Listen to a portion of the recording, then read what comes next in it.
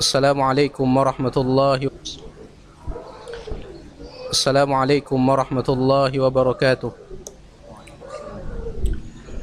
Innal hamdalillah nahmaduhu wa nasta'inuhu wa nastaghfiruhu wa nastahdihi wa natubu ilayh wa na'udzu bihi min shururi anfusina wa sayyiati a'malina.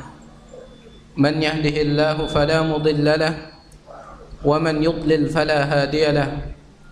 Ashhadu an la ilaha illallah wahdahu la syarika lah wa ashhadu anna Muhammadan abduhu wa rasuluhu la nabiyya ba'dah. Ikhwani wa akhawati fillah rahimani wa rahimakumullah. Kita kembali dipertemukan oleh Allah Subhanahu wa taala di dalam majlis yang mulia ini dengan tema yang sebenarnya mungkin sudah sering antum dengarkan, yaitu tentang sifatu al-mar'atis salihah, yaitu sifat-sifat atau ciri-ciri wanita yang salihah. Sebenarnya tema seperti ini bukan hanya dibutuhkan oleh para wanita, akan tapi juga dibutuhkan oleh para pria, terutama bagi mereka yang ingin mencari calon istri. Tentu yang mereka idam-idamkan adalah wanita salihah, sebagaimana pesan Rasulullah sallallahu alaihi wasallam dalam hadis sahih yang diriwayatkan oleh Imam Bukhari, Muslim, tunkahul mar'atu li arba'in. Seorang wanita itu biasanya dinikahkan atau dinikahi karena 4 perkara. Biasanya orang mencari wanita itu karena 4 kriteria. Limaliha, karena hartanya, walihasabiha, karena status sosialnya, apakah dia anak bangsawan atau tidak, walijamaliha, karena paras cantiknya, kemudian yang terakhir walidiniha. Perhatikan, Rasulullah mengatakan, beliau sebutkan yang pertama kali karena hartanya, karena status sosialnya, kemudian karena kecantikannya. Yang terakhir kali beliau sebutkan adalah karena agamanya. Jadi biasanya orang itu nyari wanita bukan karena agama, tetapi justru Rasulullah mengatakan di akhir hadis, fadhfar bidzatid din taribat yadak. Justru hendaklah kalian cari wanita yang baik agamanya, niscaya kalian akan beruntung. Oleh karena itu kajian ini sekali lagi saya katakan bukan hanya untuk para muslimat, akan tapi juga untuk para ikhwah yang ingin mencari calon istri atau yang ingin menambah, ya. Silahkan, yang ingin menambah silahkan. Cari yang baik agamanya. Kalau misalnya terkumpul yang 4 ini, nurun ala nur, maka ini cahaya di atas cahaya. Makanya ada pernah dulu seorang ustadz ditanya, "Ustadz, bagaimana cara saya mencari wanita yang cantik, kemudian kaya, kemudian nasabnya bagus, agamanya baik?" Ustadznya jawab apa? "Kalau antum nemuin kasih tahu saya, ya. Saya juga mau yang kayak gitu." Nah, jadi yang 4 ini, untuk terkumpul yang 4 ini susah. Untuk terkumpulnya yang 4 ini susah. Nah, seandainya tidak bisa kita temukan wanita yang terkumpul padanya 4 kriteria ini, maka utamakan agamanya. Utamakan agamanya. Karena ikhwani wa akhawati fillah rahimani wa rahimakumullah, harga dan nilai seorang hamba di mata Allah itu adalah berdasarkan ketakwaan dan kesolehannya. Dalam hadis sahih yang diriwayatkan oleh Imam Muslim, Rasulullah sallallahu alaihi wasallam bersabda, "Innallaha la yanzuru ila suwarikum wala amwalikum." Sesungguhnya Allah tidak melihat kepada bentuk fisik kalian dan juga tidak melihat kepada harta-harta kalian. Bukan itu penilaian seorang hamba di mata Allah Subhanahu wa taala. Berbeda dengan manusia, ketika menilai seorang manusia, maka biasanya yang dilihat adalah bentuk fisiknya, kemudian hartanya. Yang dilihat adalah hartanya. Sehingga sering kita dengarkan istilah orang, abang punya uang, abang disayang, abang tidak punya uang, abang ditendang.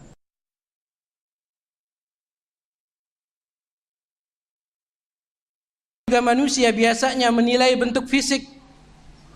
Mereka mengatakan kepada laki-laki, Anda tampan, maka Anda menawan. Mereka berkata kepada seorang wanita, Anda cantik, maka Anda menarik.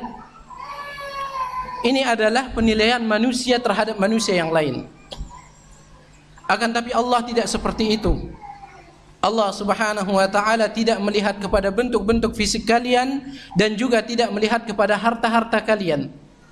Walakin yanzuru ila qulubikum wa a'malikum. Akan tetapi Allah Subhanahu wa ta'ala melihat kepada hati-hati kalian dan amal perbuatan kalian. Di dalam riwayat Imam At-Tabarani, di sana ada tambahan lafaz yang mengatakan, "Faman kana lahu qalbun salihun tahannanallahu alaihi." Maka barang siapa yang memiliki hati yang saleh, maka Allah pasti akan menyayanginya. Jadi yang sekali lagi saya katakan, yang menjadi nilai dan ukuran seorang hamba di mata Allah, baik dia laki-laki maupun wanita, adalah ketakwaan dan kesolehannya. Terutama bagi seorang wanita, sifat as-salah, yaitu kesolehan, ini merupakan harga mati apabila mereka menginginkan untuk menjadi bunga di dunia ini maupun di akhirat kelak. Apabila mereka ingin menjadi perhiasan terindah di dunia, apalagi di akhirat kelak, maka sifat menjadi wanita salihah adalah harga mati.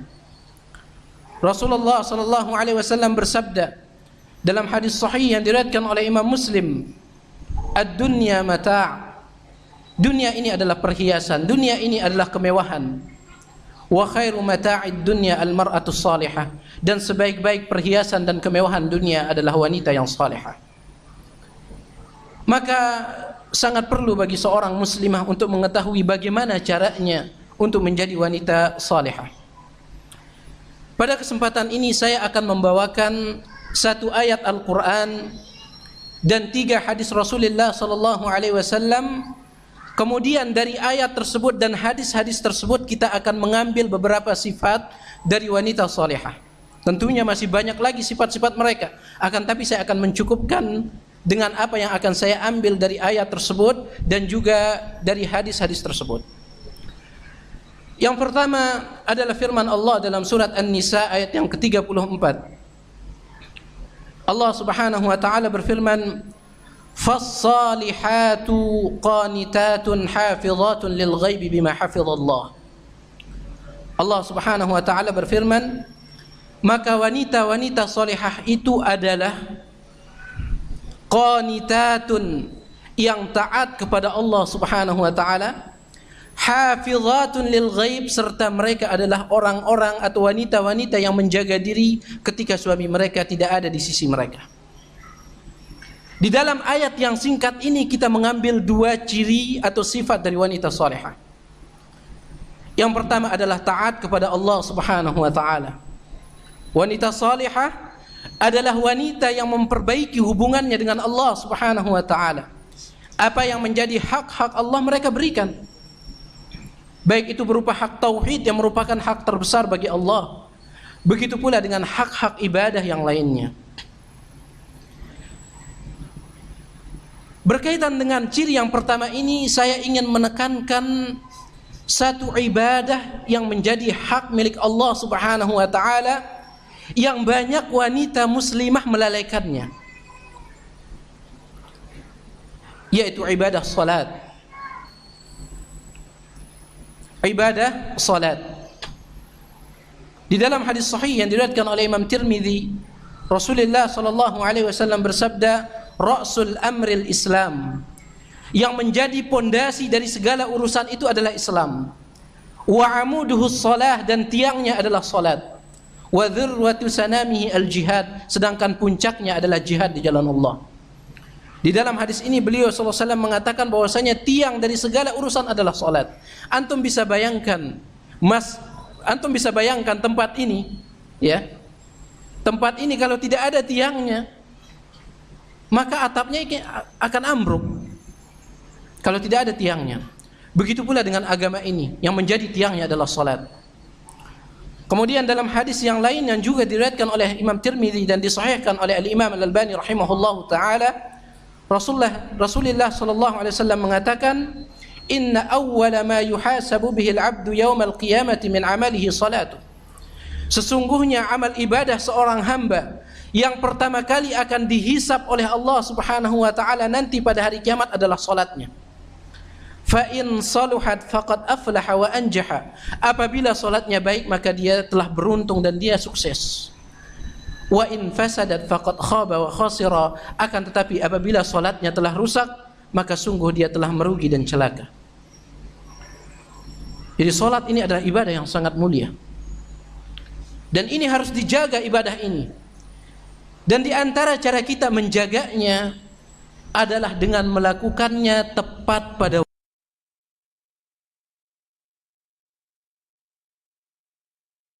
Rasulullah sallallahu alaihi wasallam ditanya oleh sahabat beliau Abdullah bin Mas'ud, "Ya Rasulullah, ayyul a'mali ahabbu ila Allah?" Wahai Rasulullah, amal ibadah apa yang paling dicintai oleh Allah Subhanahu wa taala? Ayyul a'mal ahabbu ila Allah? Rasulullah mengatakan as-salatu ala awqatiha, salat pada waktunya. Yang dimaksud dengan salat pada waktunya adalah salat di awal waktu. Sebagaimana ditafsirkan dalam hadis yang lain yang diriwayatkan oleh Imam Abu Daud dengan sanad yang sahih dari sahabat yang mulia Ummu Farwah radhiyallahu taala anha. Rasulullah ditanya ayyul a'mali afdal? Amal ibadah apa yang paling afdal? Rasulullah mengatakan as-salatu fi awwali waqtiha, salat pada awal waktunya. Salat pada awal waktunya.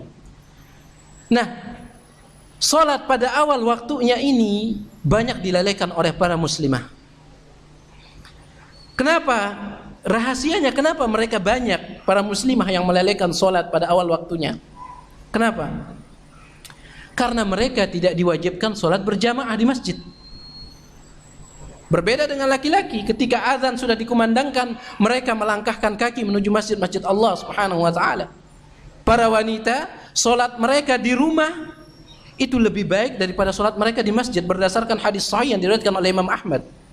Salah seorang sahabat wanita pada zaman Rasulullah yang bernama Ummu Humaid Al-Ansariyah, dia datang menemui Rasulullah sallallahu alaihi wasallam. Dia mengatakan, "Ya Rasulullah, inni uhibbus salata ma'aki." Wahai Rasulullah, sesungguhnya saya suka salat bersama Anda di Masjid Nabawi. Saya suka sekali mendengar suara bacaan Anda, saya suka wahai Rasulullah. Apa jawaban Rasulullah? "Na'am, qad alimtu annaki tuhibbina as-salata ma'i." Iya, saya tahu engkau itu wahai Ummu Humaid, engkau itu suka salat bersama saya di Masjid Nabawi.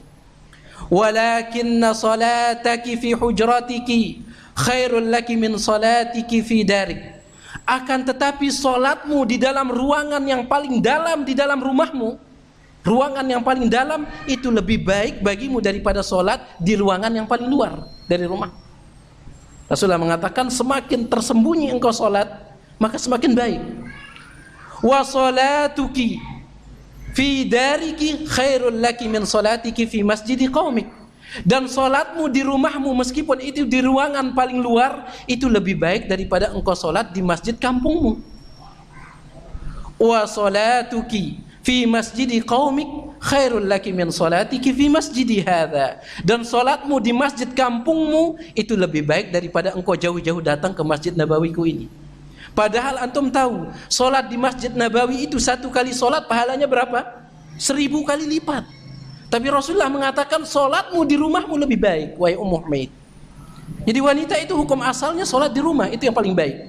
Akan tetapi apabila ada seorang wanita, seorang istri ingin solat di masjid, tidak boleh bagi suaminya untuk melarang, tidak boleh. Berdasarkan hadis sahih yang diriwayatkan oleh Imam Bukhari Muslim, Rasulullah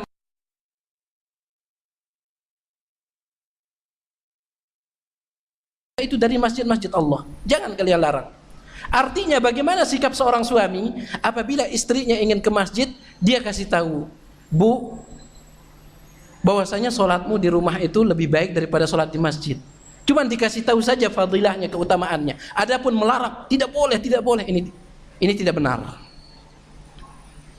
Nah, jadi wanita sekali lagi hukum asalnya mereka sholat di rumah mereka. Akan tetapi keutamaan ini disalahpergunakan oleh sebagian wanita muslimah. Ketika kaum laki-laki sedang sujud, ruku, di hadapan Allah Subhanahu wa taala tepat pada waktunya, sebagian wanita masih asyik duduk di depan layar TV, nonton sinetron inilah, sinetron itulah. Jadi diakhir-akhirkan salatnya. Bahkan ada mereka yang kadang salatnya itu misalnya salat zuhur, lagi asyik sinetronnya ini, kalau ditinggalin salat 4 rakaat nggak nyambung nanti episodenya. Gak nyambung dia. Akhirnya dihabisin dulu sinetronnya. Pas habis sinetronnya, habis pula waktu sholat zuhur. Meskipun demikian, udah sholat aja. Yang penting sholat. Padahal antum sudah tahu, dan antunna wahai para muslimat sudah tahu, firman Allah Subhanahu wa taala dalam surat Al-Ma'un ayat yang keempat dan kelima. Allah mengatakan fawailul lil musallin. Maka wail yang akan didapatkan oleh orang-orang yang sholat. Para ulama tafsir mengatakan yang dimaksud dengan wail bisa berarti kecelakaan, bisa juga wail itu sebagaimana penafsiran Ibnu Abbas, al-wailu wadin fi jahannam. Yang namanya wail itu adalah sebuah lembah di neraka jahannam. Saking panasnya lembah wail ini, sampai-sampai Ibnu Abbas mengatakan, "Lau suyyira jabal Uhudin lasala." Seandainya gunung Uhud diletakkan di sana, maka gunung Uhud akan mencair. Saking panasnya wail ini. Allah mengatakan wail akan didapatkan oleh orang-orang yang salat. Yang bagaimana? Alladzina hum an salatihim sahun, yang mereka lalai dari salatnya. Ibnu Abbas mengatakan alladzina yuakhiruna as-salata an awqatiha, yaitu orang-orang yang menunda-nunda salat sampai keluar waktu salat. Ini diancam oleh Allah Subhanahu wa taala. Maka bertakwalah wahai para ikhwan, wahai para muslimat, jangan sampai menunda-nunda kewajiban yang besar ini. Di sini saya akan menyebutkan sebuah kisah. Mudah-mudahan ini menjadi pelajaran bagi kita semua. Kisah ini disebutkan oleh Al-Imam Ibnu Hajar Al-Haytami, salah seorang ulama Syafi'iyah, di dalam kitabnya Az-Zawajir an Iktirafil Kabair, tentang pentingnya menjaga salat tepat pada waktunya. Al-Imam Ibnu Hajar Al-Haytami, beliau menyebutkan kisah ini, bahwasanya kisah ini pernah terjadi di zaman salafus salih. Dahulu ada seorang pemuda, dia pergi menuntut ilmu, meninggalkan keluarganya itu terdiri dari ibunya dan kakak perempuannya. Wallahu alam, apakah ayahnya sudah meninggal dunia, wallahu alam. Cuman yang dua ini disebutkan, ibunya sama kakak perempuannya. Antum bisa lihat kisah ini dalam kitab Az-Zawajir an Iktirafil Kabair. Selama bertahun-tahun dia pergi, pemuda ini menuntut ilmu.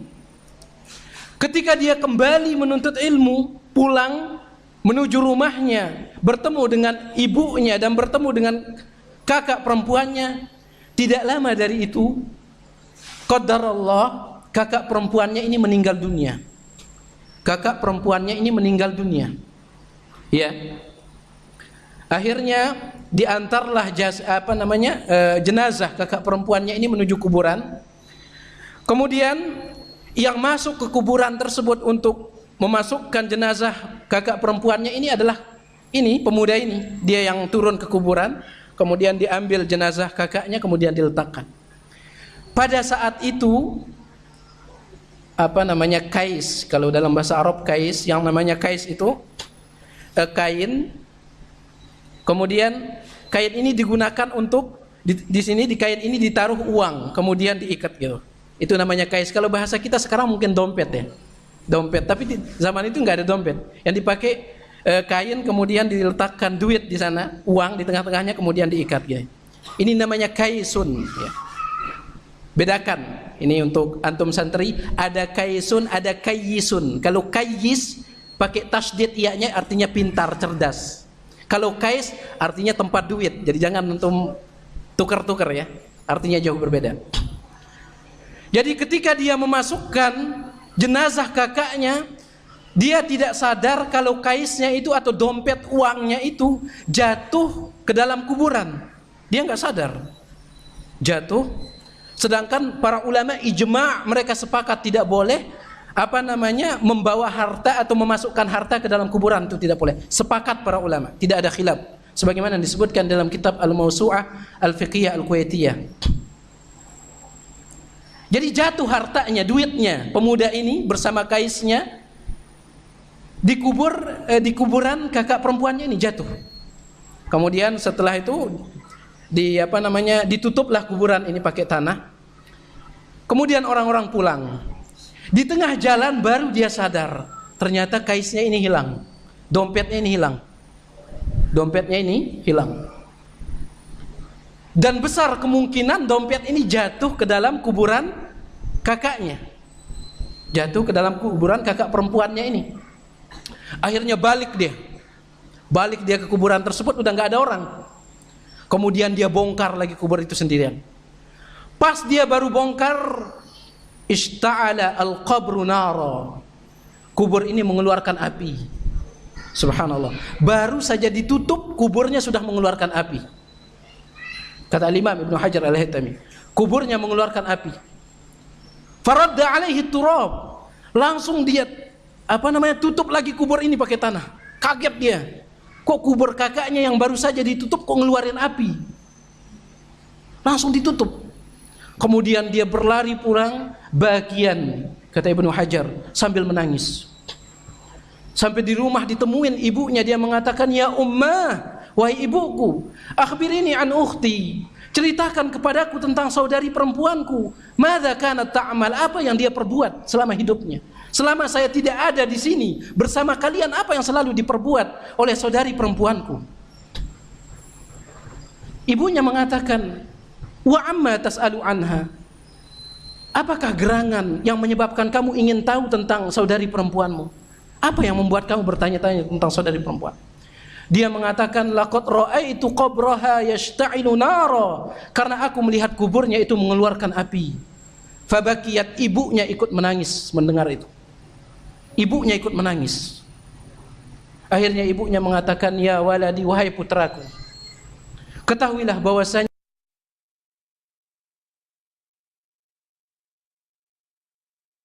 dia suka melalaikan salat."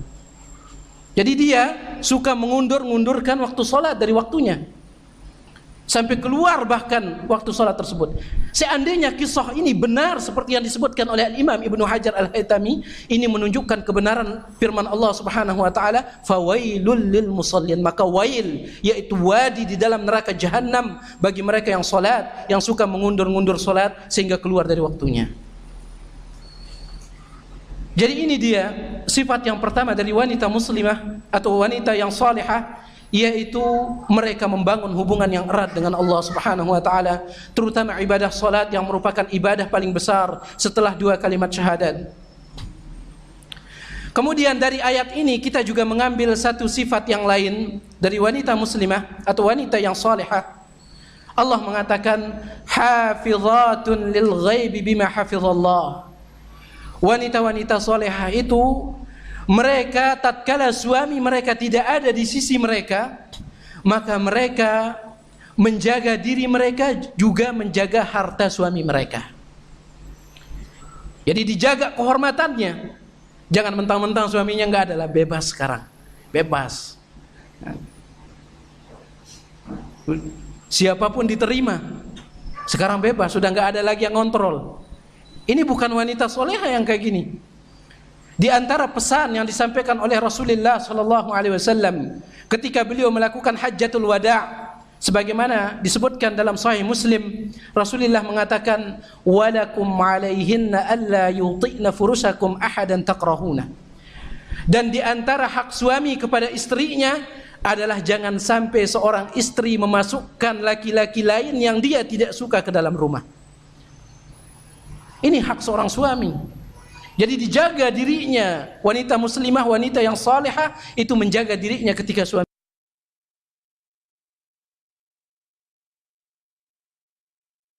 Jangan ketika suami sudah tidak ada, beli itu, beli ini.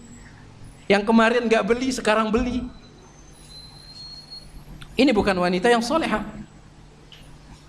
Bahkan para ulama, mereka berbeda pendapat tentang apa hukumnya seorang istri bersedekah dengan harta suaminya tanpa izin suaminya.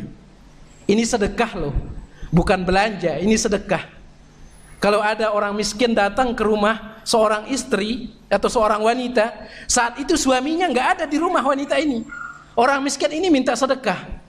Bolehkah istri tersebut atau wanita tersebut memberikan sedekah kepada fakir miskin itu tanpa izin suaminya ataukah tidak? Khilaf kuat di antara para ulama. Sebagian mengatakan boleh, sebagian mengatakan tidak. Yang mengatakan tidak boleh berdasarkan hadis sahih yang diriwayatkan oleh Imam Abu Daud. Rasulullah SAW mengatakan, la tumfik imra'atun syai'an. Jangan sampai seorang wanita bersedekah dengan apapun min baiti zaujiha, dari harta suaminya, illa biidzni zaujiha, kecuali dengan izin suaminya. Jadi nggak boleh, kata mereka, nggak boleh. Yang mengatakan, ulama yang mengatakan boleh seorang wanita bersedekah meskipun tanpa izin suaminya, mereka berdalil dengan hadis sahih yang dikeluarkan oleh Imam Bukhari. Rasulullah mengatakan, idza anfaqatil mar'atu min kasbi zawjiha bighairi amrihi falaha nisfu ajrihi. Apabila ada seorang wanita berinfak, bersedekah dengan menggunakan harta suaminya tanpa izin suaminya, maka dia mendapatkan setengah dari pahala suaminya. Jadi boleh, kata mereka. Jadi sama-sama punya dalil. Ini kuat sekali khilafnya, kuat. Ini masalah sedekah loh. Masalah sedekah. Antum tahu pahala sedekah itu luar biasa. Pahala sedekah itu luar biasa.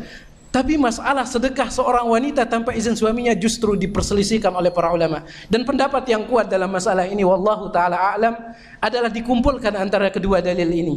Jadi seorang wanita boleh dia bersedekah meskipun tanpa izin suaminya, kalau yang dia sedekahkan itu adalah barang yang tidak terlalu berharga. Seperti air lah, roti yang harganya 1.000 lah. Ini kalau misalnya suaminya ngeluh gara-gara ini, super pelit itu. Super pelit itu suaminya.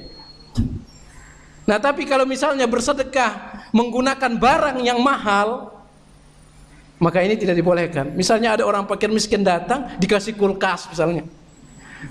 Suaminya nggak ada, ya jelas marah suaminya. Itu gajinya 3 bulan buat beli itu. Nah, jadi ini dia wanita yang salihah, dia menjaga dirinya dan harta suaminya ketika suaminya tidak ada. Ini dua sifat dari wanita salihah yang bisa kita ambil dalam ayat ini, yaitu dalam surat An-Nisa ayat yang ke-34. Kemudian yang selanjutnya kita masuk pada hadis Rasulullah SAW. Dalam sebuah hadis yang dikeluarkan oleh Imam Abu Daud dan dihasankan oleh Imam Al-Albani rahimahullahu taala, Rasulullah SAW mengatakan, khairu nisaikum allati idza nazarta ilaiha sarratka wa idza ata'taha wa idza amartaha ata'atka wa idza ghibta anha hafizatka fi nafsiha wa maliha. Ini hadis ini dihasankan oleh Imam Al-Albani rahimahullahu taala. Di dalam hadis ini atau dari hadis ini kita juga mengambil dua dari sifat wanita salihah. Yang pertama, Rasulullah mengatakan khairu nisaikum, sebaik-baik istri kalian. Sebaik-baik istri kalian allati idza nazarta ilaiha sarratka, yaitu yang apabila kalian memandang ke arahnya maka akan membuat hati kalian terhibur. Kata para ulama, apa maksudnya? Yaitu mereka berhias untuk suami mereka, bukan berhias untuk orang lain. Jadi wahai para muslimat, kalau misalnya Anda ingin bersolek, Anda ingin berhias, Anda ingin menggunakan berbagai macam bentuk perhiasan, maka gunakanlah itu untuk suami Anda, bukan untuk orang lain. Jadi kadang yang banyak terjadi ketika seorang wanita muslimah keluar dari rumahnya, dia bagaikan ratu. Mungkin dia adalah wanita paling cantik di atas muka bumi saat dia keluar di rumahnya. Tapi di depan suaminya horor. Ya, depan suaminya horor, suaminya takut ngelihat. Kata orang, kalau misalnya untuk orang lain dia menggunakan wewangian, tetapi di depan suaminya dia menggunakan bau kompor. Ini wanita solehah yang kayak gimana kayak gini? Ya. Rasulullah mengatakan sebaik-baik istri kalian adalah yang apabila kalian melihatnya, maka kalian merasa terhibur. Kalian akan merasa senang. Dan ingat, ancaman besar, sangat banyak hadis-hadis Rasulullah sallallahu alaihi wasallam yang mengancam para wanita. Mengancam para wanita yang mereka berhias bukan untuk suami mereka. Dalam sebuah hadis yang dikeluarkan oleh Imam Ahmad, Abu Daud dan disahihkan oleh Imam Al-Albani rahimahullah taala, Rasulullah SAW mengatakan, dalam hadis yang dikeluarkan oleh Imam Al-Baihaqi, Al-Imam Al-Baihaqi, Rasulullah SAW mengatakan, wa syarru nisaikum al-mutabarrijat al-mutakhayyilat hunnal munafiqat. Perhatikan para muslimah, hadis ini sangat berbahaya sekali. Rasulullah mengatakan dalam hadis yang dikeluarkan oleh Imam Al-Baihaqi dan disahihkan oleh Imam Al-Albani rahimahullah taala, Rasulullah mengatakan, syarru nisaikum, sejelek-jelek wanita, al-mutabarrijat, yang berhias, yang bersolek untuk orang lain, bukan untuk suaminya. Ketika dia keluar dia berhias. Al-mutakhayyilat, dan berlagak sombong di jalanan. Hunnal munafiqat, mereka itu adalah wanita-wanita munafik. Rasulullah mengatakan wanita itu atau wanita-wanita yang seperti ini, hunnal munafiqat, mereka adalah orang-orang munafik. La yadkhulu minhunnal jannah illa mithlu al-ghurabil a'sam. Rasulullah mengatakan mereka tidak akan masuk surga kecuali seperti gagak yang belang, yang ada putih sama hitamnya. Antum pernah ngelihat gagak belang? Enggak pernah. Jadi kesempatan masuk surganya kecil. Sampai ada gagak belang baru mereka masuk surga.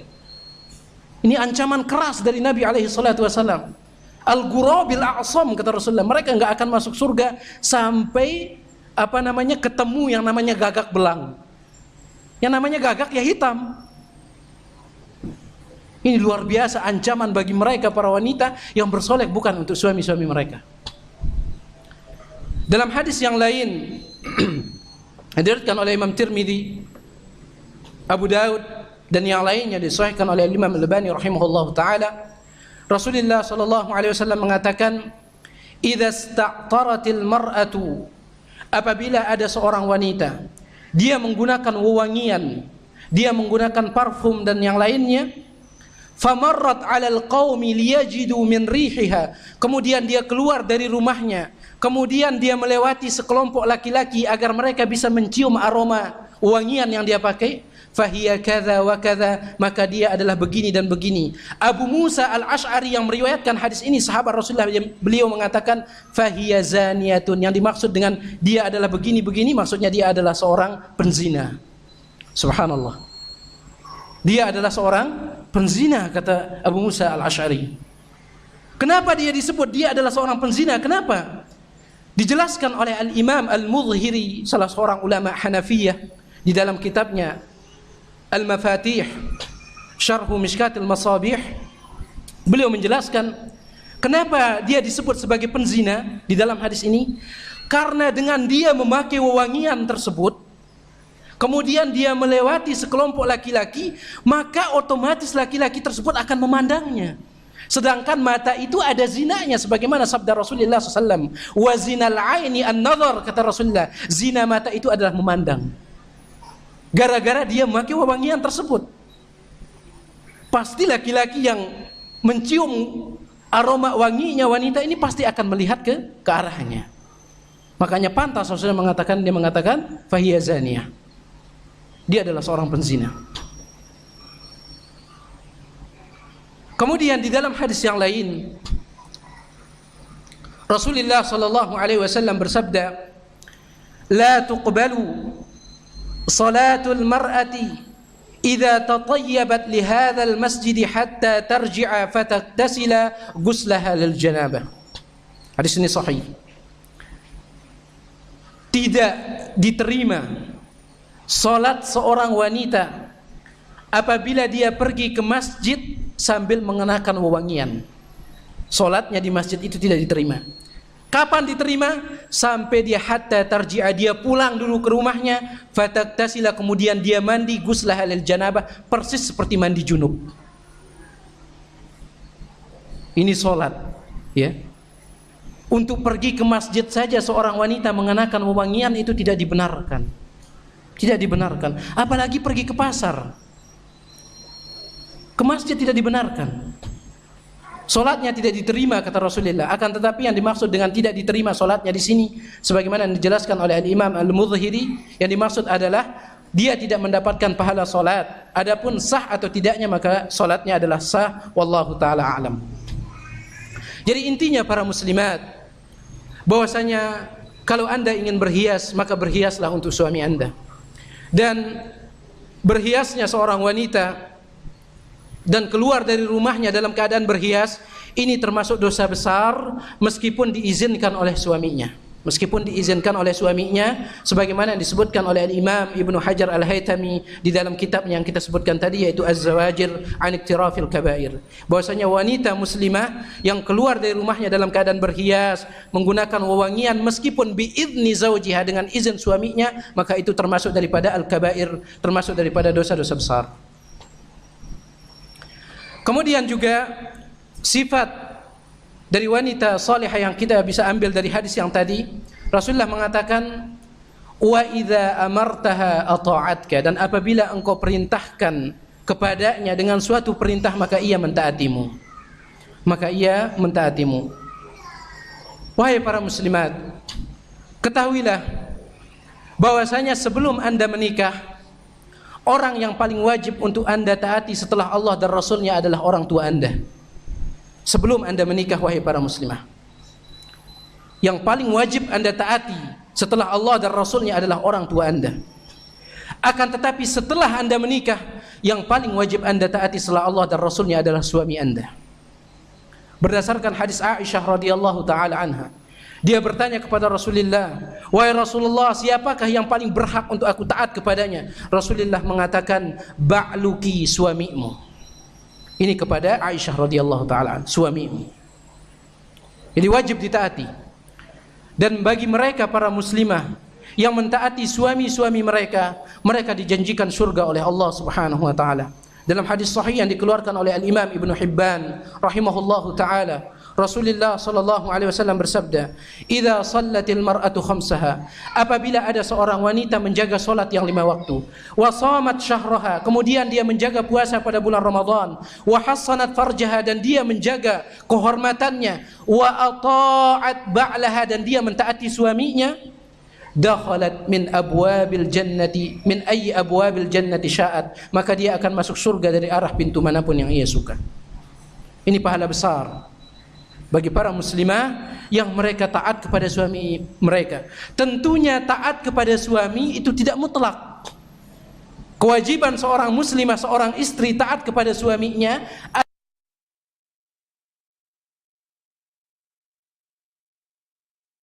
diriwayatkan oleh Imam Bukhari, Muslim. Rasulullah mengatakan, la ta'ata li makhluqin fi ma'siyatil khaliq, tidak ada kewajiban taat kepada makhluk apabila ia memerintahkan untuk berbuat maksiat kepada Allah. Innamat ta'atu fil ma'ruf, karena sesungguhnya taat itu wajibnya adalah di dalam kebaikan. Jadi ini dia hadis yang pertama yang menyebutkan tentang ciri wanita salihah. Udah berapa cirinya? 4 ya. 2 dari ayat tadi, kemudian 2 lagi dari hadis ini. Kemudian hadis yang berikutnya, di sana juga kita akan mengambil beberapa ciri dari wanita yang salihah. Rasulullah SAW mengatakan dalam hadis sahih yang dikeluarkan oleh Imam Al-Baihaqi, khairu nisaikum al-wadudu al-waludu al-mutawatiyatu al-mutawasiyah. Sebaik-baik wanita kalian atau istri kalian al-wadud, yang penuh kasih sayang kepada suaminya dan anaknya. Al-wadud, yang penuh kasih sayang. Al-mutawatiyah, al-mutawatiyah juga artinya penuh cinta, sama al-wadud dan al-mutawatiyah. Al-mutawasiyah, al-mutawasiyah artinya yang menolong suaminya untuk melakukan ketaatan. Di sini kita bisa mengambil 2 dari ciri wanita salihah. Yang pertama, bahwasanya wanita salihah adalah mereka yang penuh kasih sayang terhadap suami-suami mereka, dan juga kepada anak baik putra maupun putri mereka. Ini wanita salihah. Dia sayang kepada suaminya. Meskipun misalnya suaminya itu lebih rendah status sosialnya dari dirinya, karena pada zaman kita ini banyak ya wanita yang kerja suaminya nganggur. Kalau misalnya ada istilah ibu,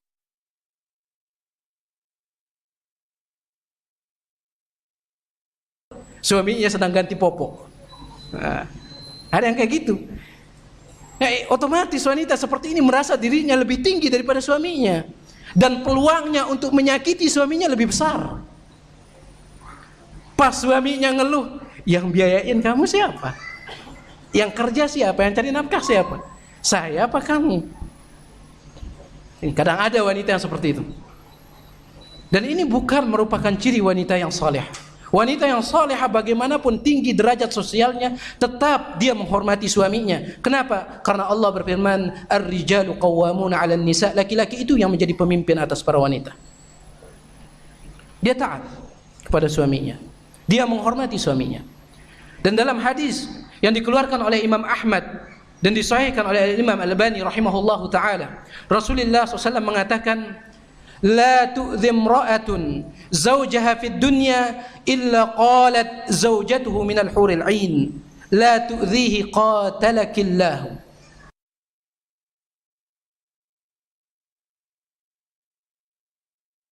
Bidadari yang ada di atas surga, bidadari yang berada di dalam surga itu berkata dari surga itu dia berkata apa? La tu'dhihi, jangan kau sakiti suamimu, qatalakillah, semoga Allah memusuhimu. Kata Al-Imam Al-Mudhiri, bagaimana dia tahu bidadari itu kalau si istri ini menyakiti suaminya? Allah Subhanahu wa taala buka tabir antara surga dengan dunia. Fa innama huwa 'indaki dakhilun yushikalah, orang yang mampir di sisimu, kata bidadari tersebut. Adalah orang yang mampir di sisimu, kata bidadari tersebut, dan dia sebentar lagi akan menghampiri kami. Ini kabar gembira bagi suaminya. Para laki kabar gembira ini. Nanti antum harus hafalkan dalil ini ya. Setiap kali misalnya istri antum nekat sama antum, bacakan hadis ini. Jadi ini dia. Jadi seorang wanita itu dia sayang kepada suaminya, wanita yang salehah. Kemudian juga sifat yang bisa kita ambil dari hadis ini, Rasulullah mengatakan al-mutawasiyah. Wanita yang salehah adalah wanita yang membantu suaminya untuk berbuat ketaatan. Yang berbuat ketaatan. Di dalam hadis yang disahihkan oleh Imam Al-Albani rahimahullahu taala, kalau saya tidak khilaf hadis ini dikeluarkan oleh Imam Muslim dalam kitab sahihnya. Rasulullah sallallahu alaihi wasallam bersabda, rahimallahu rajulan istayqadha aw qama min al-laili fa shalla thumma ayqadha imra'atahu fa idza abat nadaha fi wajhiha al-ma. Semoga Allah merahmati seorang suami, dia bangun untuk salat tahajud, kemudian dia juga bangunkan istrinya, saling tolong menolong di atas kebaikan. Dia bangun untuk salat tahajud bukan sendirian, dia bangunkan istrinya. Fa in abad, kalau istrinya ini enggak mau bangun, nadaha fi wajhil ma, dia semprotkan air di wajah istrinya. Bangun, bangun. Romantis sekali yang kayak gini ya. Ada ta'awun 'alal birri wat taqwa, saling tolong menolong di atas kebaikan dan ketakwaan. Wa rahimallahu imra'atan, dan semoga Allah juga merahmati seorang istri. Qamat minal laili, dia bangun untuk salat tahajud. Wa ayqadhat zawjaha, dia bangunkan suaminya. Fa in aba nadahat fi wajhihil ma, kalau suaminya enggak mau bangun, dia semprotkan juga air di wajah suaminya. Ini dia, luar biasa. Ada ta'awun antara suami dengan istri. Jadi inilah dia dua sifat lagi yang kita bisa ambil dari hadis ini. Kemudian hadis yang terakhir, dan saya akan tutup pertemuan kita ini dengan hadis ini. Hadis yang dikeluarkan oleh Imam Nasa'i, dan hadis ini dihasankan oleh Imam Al-Albani rahimahullahu taala. Rasulullah sallallahu alaihi wasallam bersabda, "Innallaha la yanzuru ila imra'atin la tashkuru zawjaha wa hiya la tastaghni anhu." Allah Subhanahu wa taala tidak akan pernah memandang seorang wanita nanti pada hari kiamat dengan pandangan kasih sayang. Allah tidak akan memandang seorang wanita dengan pandangan kasih sayang nanti pada hari kiamat. Wanita yang bagaimana? Wanita yang tidak bisa bersyukur, berterima kasih kepada suaminya, padahal ia tidak bisa berlepas diri dari suaminya. Jadi yang bisa kita ambil di sini dari hadis ini, kalau misalnya wanita yang tidak pandai bersyukur dicela oleh Allah, berarti otomatis sifat wanita yang salehah adalah yang pandai bersyukur kepada suaminya, berterima kasih kepada suaminya. Besar ataupun kecil, sedikit ataupun banyak pemberian suaminya, dia terima dengan sifat qanaah. Dan di antara sebab yang menyebabkan seorang wanita atau para wanita lebih banyak menjadi penduduk neraka, dalam hadis sahih yang diriwayatkan oleh Imam Bukhari, Muslim, Rasulullah mengatakan, uritun nar, saya diperlihatkan neraka oleh Allah. Fara'aitu aktsara ahlihan nisa, dan saya melihat kebanyakan penduduknya adalah para wanita. Di antara sebabnya yang dijelaskan oleh Rasulullah, takfurnal ashir wa tukthirnal la'an, yaitu kalian tidak bisa berterima kasih kepada suami kalian dan kalian banyak mencela. Di dalam riwayat yang lain atau lafaz yang lain dikatakan, meskipun suaminya sudah berbuat baik kepadanya bertahun-tahun, gara-gara satu kesalahan suaminya dia mengatakan apa? Ma ra'aitu minka khairan qat, saya tidak pernah melihat kebaikan sedikit pun darimu. Gara-gara satu titik nila susu sebelanga itu menjadi rusak. Ya begitu modelnya. Kebaikan suami yang bertahun-tahun kepadanya dia tidak ingat gara-gara kesalahan hanya dalam 1 menit atau 1 detik. Jadi dia bersyukur kepada suaminya, wanita yang saleh. Apapun yang diberikan oleh suaminya, sedikit ataupun banyak dia terima. Dan dahulu para wanita-wanita di zaman para salafus saleh dari kalangan sahabat tabi'in dan tabi'ut tabi'in, para wanita-wanita dahulu dijelaskan di dalam kitab-kitab para ulama, apabila suaminya keluar dari rumah untuk mencari nafkah, dia tarik tangan suaminya. Jadi suaminya mau keluar dari pintu itu untuk mencari nafkah, ditarik tangan suaminya, kemudian dipegang talabib zaujiha, yaitu kerah baju suaminya. Kayak orang mau berantem gitu, dipegang. Ini suaminya. Dia mengatakan, ittaqillahi fina, bertakwalah kepada Allah wahai suamiku. Wala tut'imna illa min halalin, jangan engkau carikan kami nafkah kecuali yang halal. Fa innana nasbiru 'alal ju', karena kami sanggup bertahan meskipun kami lapar. Kami sanggup bertahan di atas kelaparan, kata wanita-wanita dahulu. Walakinnana wallahi la nasbiru 'ala harri jahannam, tetapi kami demi Allah tidak bisa sanggup bersabar dengan panasnya api neraka jahanam. Nah, seandainya para muslimah rata-rata mereka memiliki sifat seperti ini, maka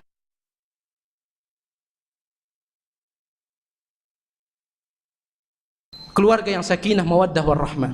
Dan ingat wahai para muslimah, bahwasanya keluarga yang kaya raya bukanlah keluarga yang memiliki mobil, bukan keluarga yang memiliki motor, bukan keluarga yang memiliki ini dan itu, bukan. Tapi keluarga yang kaya adalah keluarga yang memiliki kekayaan hati. Rasulullah SAW bersabda dalam hadis sahih yang dikeluarkan oleh Imam Bukhari, innamal ghina laisa an kathratil mal, sesungguhnya kaya itu bukanlah karena banyaknya harta, wa innamal ghina ghinan nafs, tetapi kaya yang sebenarnya adalah kekayaan jiwa. Antum misalnya meskipun punya mobil, punya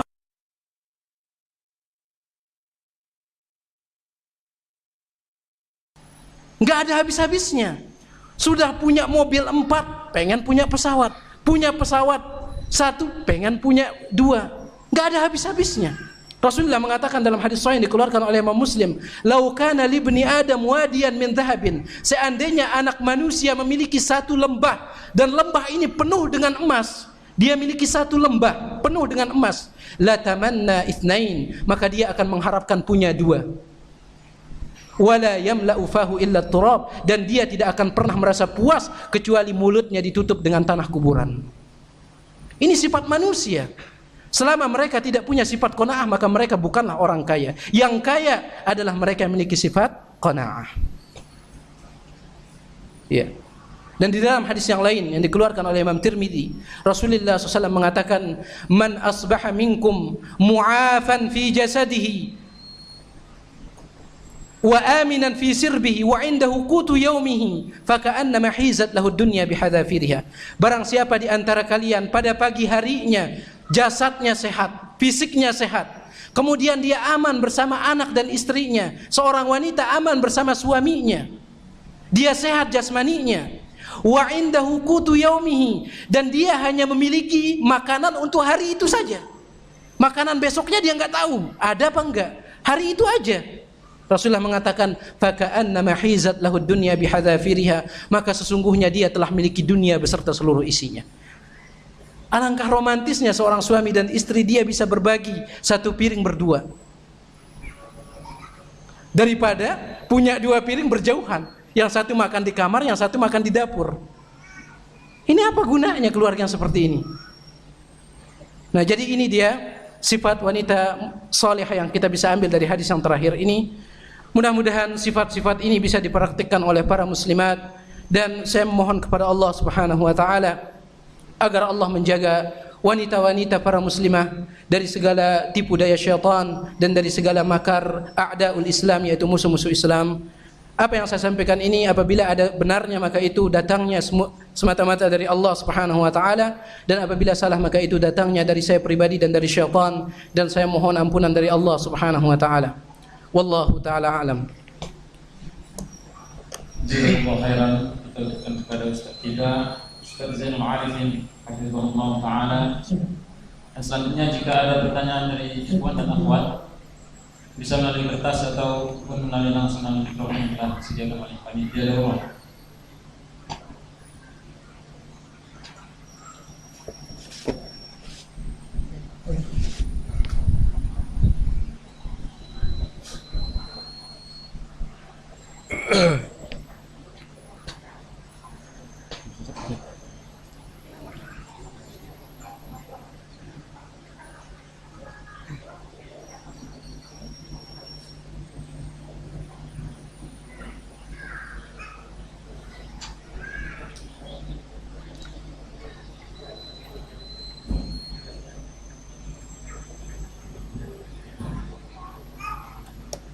Baik.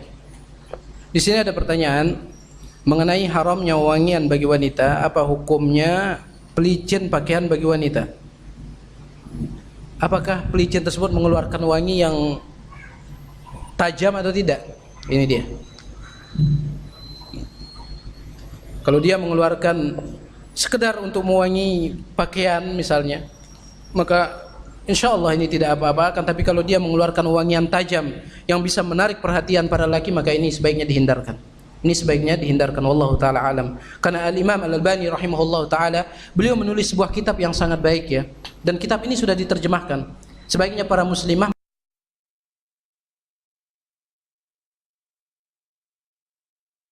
Mar'atil Muslimah, kemudian diterjemahkan juga dengan judul yang sama, Jilbab Wanita Muslimah. Ya, di sana beliau mengatakan wewangian yang diharamkan oleh Allah kepada para wanita itu bisa langsung di tubuh, dipakai kayak parfum, bisa juga di pakaian. Misalnya pakaiannya udah setelah dipasang kemudian diparfumin, bisa juga. Nah, jadi saya katakan di sini kalau misalnya pelicin pakaian tersebut mengeluarkan wewangian yang tajam sehingga menarik perhatian para laki, sebaiknya dihindarkan. Tapi kalau misalnya untuk sekedar wanginya itu tidak terlalu tajam, maka insya Allah ini tidak apa-apa. Wallahu ta'ala alam. Kemudian di sini juga dikatakan bagaimana wanita yang keluar rumah memakai bedak tipis hanya untuk menghilangkan pada wajah minyak pada wajah, bukan untuk tabarruj. Insya Allah ini tidak apa-apa. Kalau misalnya bedaknya tipis bukan untuk niat tabarruj. Karena ada orang, kalau istilah orang Jakarta itu ada sebagian wanita itu berhiasnya itu, kalau istilah anak sekarang lebay ya, berlebih-lebihan, sampai-sampai bedaknya itu dikatakan, kalau orang Betawi bilang itu mau kemana gitu, mau nari topeng gitu. Jadi wajahnya itu udah tertutup sama bedaknya, kayak topeng, udah tebelnya kayak topeng. Ini ada juga yang kayak gitu. Sampai ada juga macam-macam lah yang dipakai oleh wanita sekarang. Kadang sebagian pipinya dibedak sengaja dibuat merah, kayak orang habis ditampar. Kayak orang habis ditampar. Tapi itu justru menjadi tren ya, disukai oleh banyak orang. Dan dahulu para wanita muslimah dahulu mereka mempercantik diri dengan berwudu. Mereka mempercantik diri dengan berwudu. Dan ini menunjukkan kebenaran sabda Nabi alaihi salatu wasallam. Disebutkan oleh Syekh Muhammad bin Shalih Al-Utsaimin di dalam fatwa beliau, ketika beliau ditanya tentang apa hukumnya pergi ke salon-salon kemudian berhias diri bagi seorang wanita, beliau mengatakan kalau itu mengeluarkan untuk suaminya maka tidak apa-apa. Kemudian yang perlu dilihat juga adalah biayanya. Kalau terlalu banyak, kata beliau, maka ini sebaiknya dihindarkan. Kenapa? Karena takut mubadzir. Takut mubadzir. Kemudian beliau mengatakan, dahulu para wanita-wanita salafus saleh mereka mempercantik diri dengan wudu. Dan Rasulullah SAW mengatakan, nanti pada hari kiamat, dalam hadis sahih riwayat Imam Bukhari Muslim, nanti pada hari kiamat saya bisa membedakan mana umatku dan mana yang bukan umatku. Dengan cara apa? Jadi umat Nabi Muhammad nanti pada hari kiamat itu wajahnya bersinar dengan air wudu, gara-gara air wudu. Jadi wanita muslimah kalau ingin mempercantik diri maka dengan cara berwudu. Dan wudu itu bukan hanya ketika untuk sholat. Setiap kali Anda berhadas, baik itu hadas kecil, maka berwudulah. Berwudulah. Wallahu taala alam.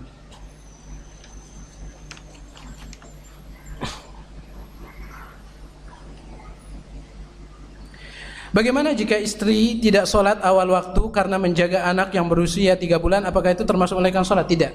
Ini ada uzur ya. Ini ada uzur. Dan Syekh Muhammad bin Shalih Al-Utsaimin dalam fatwanya beliau mengatakan seorang wanita di rumah itu sama seperti laki-laki, dia harus melakukan sholat tepat pada waktunya. Bagusnya itu di awal waktu kecuali sholat isya. Kecuali sholat isya, baiknya wanita itu lebih agak telatan dikit ya. Agak telatan dikit karena ini sunnahnya. Suatu ketika Rasulullah SAW itu ditunggu oleh para sahabat untuk sholat isya. Beliau enggak kunjung datang, sampai-sampai para sahabat ketiduran. Para sahabat ketiduran. Disebutkan oleh perawi hadis tersebut, kepala para sahabat itu bagaikan gagak. Jadi angguk-angguk gini gitu. Udah pada ngantuk. Kemudian Rasulullah keluar untuk sholat isya, beliau mengatakan, inna hadza la waqtuha. Sesungguhnya inilah sebenarnya waktu salat isya. Kalau bukan karena saya takut memberatkan umatku, maka aku akan melakukannya pada waktu ini. Kata beliau Syekh Muhammad bin Shalih Al-Utsaimin, sebaiknya kalau salat isya bagi para wanita diundur sedikit tapi jangan sampai keluar dari waktunya. Wallahu taala alam. Jadi ini tidak apa-apa ya. Kalau misalnya dia punya anak 3 bulan umurnya, ditunggu suaminya pulang, maka ini tidak apa-apa.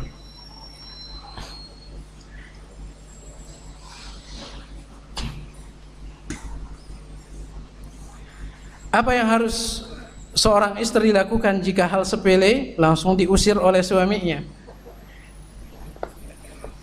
Ya antum bersabar, ya sabar. Antum diusir, misalnya Anda diusir, ya palingan nanti juga 1 jam lagi dipanggil, ya dipanggil lagi. Ya, yang penting bukan Anda yang mengusir suami Anda. Karena ini durhaka jadinya. Nah kalau misalnya suami yang ngusir, ya sabar aja. Nanti juga dipanggil. Yang masakin siapa? Ya. Yang masakin siapa? Yang mencuci pakaiannya juga siapa? Pasti nanti akan dipanggil. Dan ini juga nasihat bagi para suami. Sebaiknya bersikap lemah lembut kepada istri. Pernah saya sampaikan juga di majelis ini, bahwasanya Rasulullah SAW mengatakan khiyarukum li ahlihi. Sebaik-baik kalian wahai para suami adalah yang paling baik kepada istrinya. Yang paling baik kepada istrinya. Dan kalau misalnya Anda wahai para suami diuji oleh Allah dengan istri yang cerewet, ya karena ada sebagian istri yang cerewet ya. Salah sedikit ngomel, sebaiknya bersabar. Sebaiknya bersabar. Dahulu ada sebuah riwayat, wallahu alam tentang kesahihan riwayat ini. Sebagian membenarkan riwayat ini, wallahu taala alam, bahwasanya ada seorang di zamannya Umar bin Khattab, ketika Umar menjadi pemimpin, ada salah seorang suami, dia selalu diomelin sama istrinya. Pulang kerja diomelin, ngambil itu diomelin, ngambil ini diomelin, serba salah, maju kena mundur kena, ya, diomelin mulu sama istrinya. Akhirnya apa kata suaminya ini? Awas saja kamu, saya bakal laporin ke khalifah, yaitu Amirul Mukminin Umar bin Khattab. Kita tahu Umar bin Khattab keras, ya. Awas saja katanya. Akhirnya dia pergi ke rumah Umar bin Khattab. Sesampai di depan pintu Umar bin Khattab, ternyata Umar bin Khattab sedang diomelin sama istrinya. Apa-apaan ini katanya? Gimana saya ngelapor? Wong Amirul Mukminin aja diomelin sama istrinya. Nggak jadi dia balik. Ya dilihat sama Umar bin Khattab, ada orang datang tadinya terus balik. Kayaknya Umar bin Khattab pergi, dipanggil oleh Fulan. Saya melihatmu tadi kesini, kayaknya kamu ada keperluan, tapi kamu pergi. Begini wahai Khalifah, tadi saya sebenarnya mau ngelapor tentang istri saya yang suka ngomel, tapi ternyata antum juga sedang diomelin sama istri antum. Umar bin Khattab mengatakan, dalam keseharian selama kamu hidup bersamanya, yang mencuci pakaianmu siapa? Istriku. Yang memasakkanmu siapa? Istriku wahai Khalifah. Dan yang kamu lakukan apa? Palingan cuma kerja dari jam pagi sampai petang, sedangkan istri full. Ya. Kalau nggak masak, cuci baju, kalau nggak cuci baju, ngurus anak. Apakah pantas?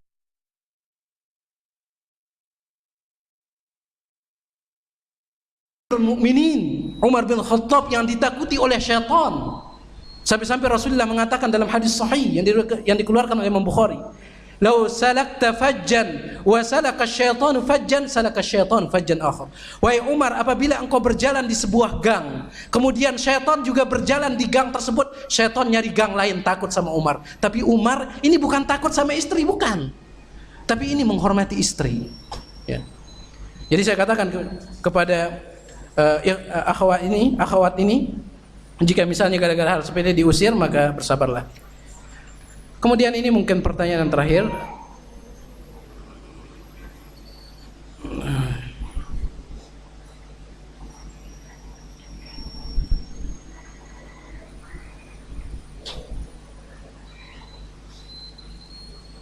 Di sini ada mengatakan, apabila ada wanita yang ia tidak sanggup atau tidak mau membangun rumah tangga karena dia khawatir menuntut ilmunya akan terganggu, sehingga ia tidak menikah, namun ia berkhidmat ke agama ini salah, ya. Ini salah, menyalahi fitrah manusia. Menikah itu bukan hanya sunnah dari Rasulullah SAW, bukan, akan tetapi sunnah semua Rasul, sunnah semua Nabi, ya. Sunnah semua Nabi dan Rasul. Bahkan Nabi Isa yang saat ini masih hidup, ya. Nabi Isa saat ini masih hidup dan beliau berada di langit. Dan nanti di akhir zaman beliau akan turun untuk membunuh Dajjal. Setelah beliau membunuh Dajjal, beliau akan menikah. Karena ini sunnah semua Rasul, ya, sunnah semua Rasul. Dan tatkala ada seorang sahabat yang datang kepada Rasulullah, tepatnya 3 orang sahabat, salah satunya mengatakan bahwasanya dia berjanji tidak akan menikah dan fokus untuk ibadah. Rasulullah marah. Rasulullah marah. Beliau mengatakan, "Ama wallahi inni la akhsyakum wa atqakum lillah." Ketahuilah bahwasanya aku adalah orang yang paling takut dan bertakwa kepada Allah. Meskipun demikian aku juga menikah, kata Rasulullah. "Faman raghiba an sunnati falaysa minni." Siapa yang tidak suka dengan caraku, maka dia bukan termasuk golonganku. Jadi ini bukan alasan yang menuntut ilmu. Kadang bisa dikumpulkan antara menuntut ilmu dengan menikah. Antara menuntut ilmu dengan menikah. Suatu contoh, kalau misalnya antum pernah baca kisahnya siapa ya? Raden Ajeng Kartini, ya. Raden Ajeng Kartini dikatakan pada zaman hidupnya dia, Raden Ajeng Kartini pada zaman hidupnya dia itu tidak dibolehkan bagi wanita untuk menuntut ilmu, tidak dibolehkan. Nah, setelah dia menikah justru suaminya mendukungnya menuntut ilmu. Karena suaminya orang bangsawan, didukung, disokong sama suaminya. Bisa jadi suami itu menjadi pembantu Anda di dalam menuntut ilmu, yang membantu Anda. Jadi ini bukan alasan, ya. Bukan alasan bagi seorang wanita untuk tidak menikah hanya gara-gara menuntut ilmu. Wallahu ta'ala a'lam. Mudah-mudahan apa yang sampaikan ini ada manfaatnya. Subhanakallahumma wa bihamdika asyhadu an la ilaha illa anta astaghfiruka wa atubu ilaik.